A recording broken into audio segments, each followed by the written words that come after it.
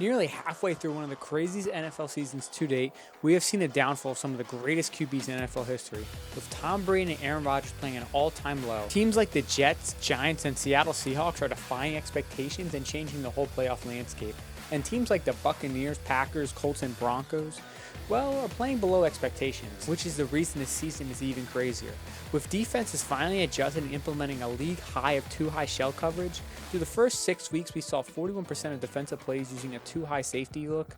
Compared to the prior 6 years, we only saw it go over 35% of plays in 2016 and 2021. With all of this in mind, this season has still been as entertaining as ever. Nobody likes predictability, and nothing about this season is too predictable.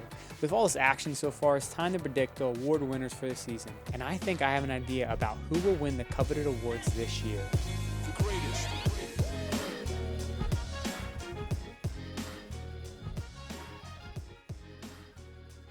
Starting off with the rookies, there has been one guy people have been sleeping on. It's not Chris Olave, it's not Dameon Pierce, or George Pickens.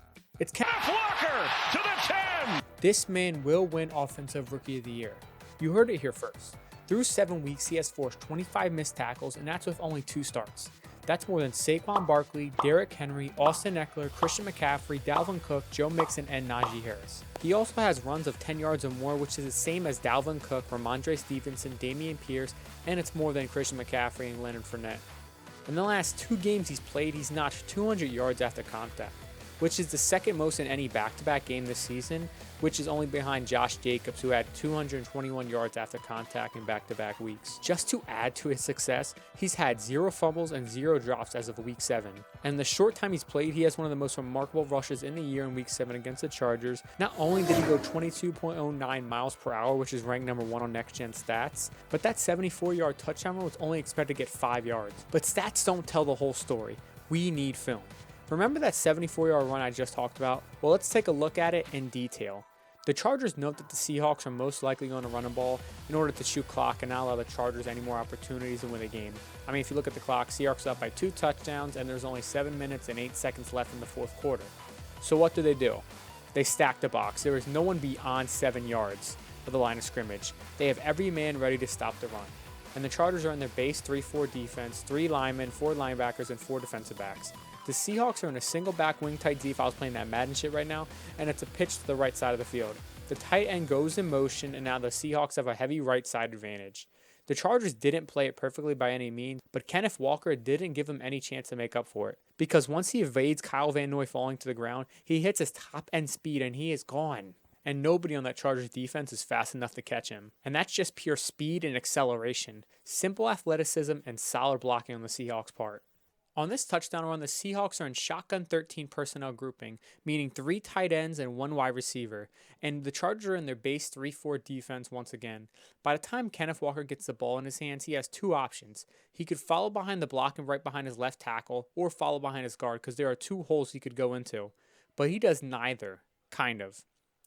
He makes the defense believe that he will go to his left tackle, but right before he hits the hole, he power cuts back inside, and by doing this, he gets the defense out of flow and confuses them, and out of position pretty much. And by the time anyone gets their hands on him, he has too much force and acceleration built up to go down easily.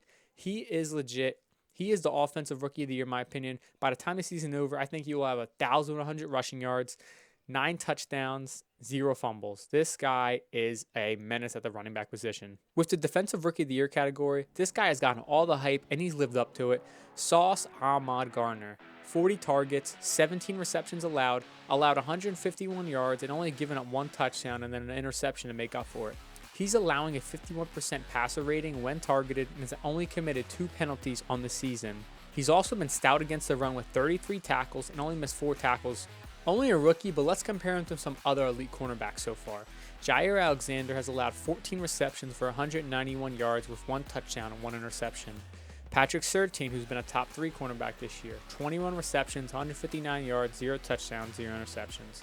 Fellow rookie cornerback who's also playing amazing in Seattle, Tariq Woolen, 32 targets, 18 receptions, 230 yards, 1 touchdown, and 4 interceptions. And the cream of the crop, Jalen Ramsey, 14 receptions, 165 yards, 3 touchdowns allowed, 1 interception. I think it's safe to say this guy stacks up against the best of the best when it comes to his stats right now, but once again, we want to see some film on him. In this play, the Jets show blitz. They have everyone up at the line of scrimmage except their outside cornerback and safety in the backfield that you can't see.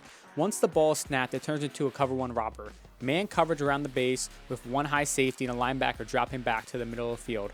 Sauce is one-on-one with a solid wide receiver in Cortland Sutton.